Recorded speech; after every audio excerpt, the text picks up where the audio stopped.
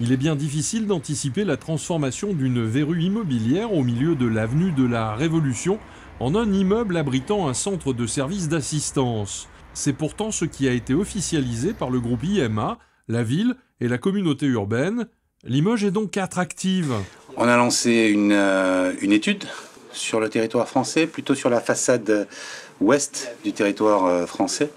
Et on recherchait une ville plutôt à taille humaine, qui dispose à la fois de la surface en termes de population et d'un vivier en termes particulièrement d'étudiants qui puisse accueillir un troisième site opérationnel pour IMA Assistance France. Limoges est redevenu attractive et Limoges attire des entreprises qui ont pignon sur rue et qui vont apporter et de l'emploi et de la technicité et du service. Il faudra 22 à 24 mois pour livrer le site Chaigneux.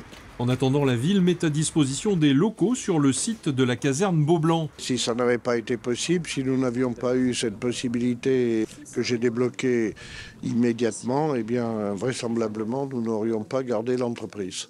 Oui, le plus tôt sera le mieux pour le bâtiment définitif. Oui, on sait que ce sera dans le deuxième semestre de l'année 2025. Mais il était important pour nous de lancer d'ores et déjà, avec une ampleur réduite par rapport à l'ampleur cible, notre empreinte. On va probablement commencer avec un effectif de 60 à 80 personnes et on cible probablement une taille d'activité qui devrait pouvoir regrouper 300 personnes. C'est une extraordinaire nouvelle pour le territoire.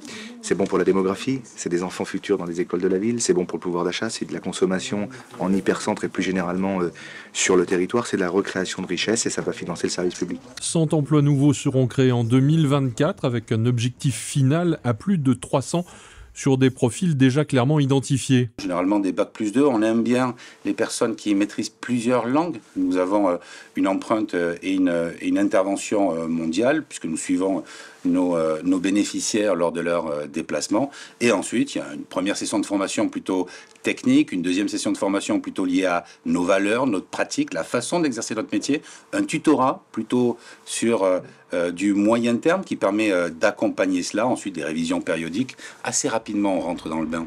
Acteur de l'économie sociale et solidaire, les valeurs mutualistes ont orienté IMA dans son choix de réhabilitation en centre-ville plutôt que de construction en périphérie. Je crois que c'est mieux.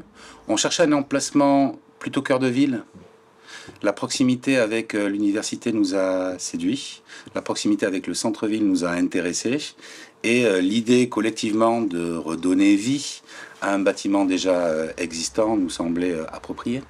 Et j'espère que les Limogeaux mesurent à leur juste valeur ce qu'est l'implantation d'une entreprise de 350 salariés. C'est le début d'une série ?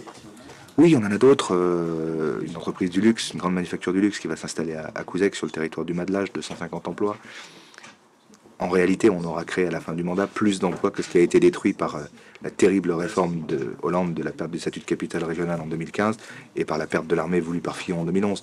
On a deux gouvernements successifs de droite et de gauche qui nous enseignaient sur le territoire. Sans plus de précision, l'annonce de l'arrivée prochaine d'une école supérieure de commerce a été faite lors de cette conférence de presse avec une capacité d'accueil de 3 à 600 étudiants.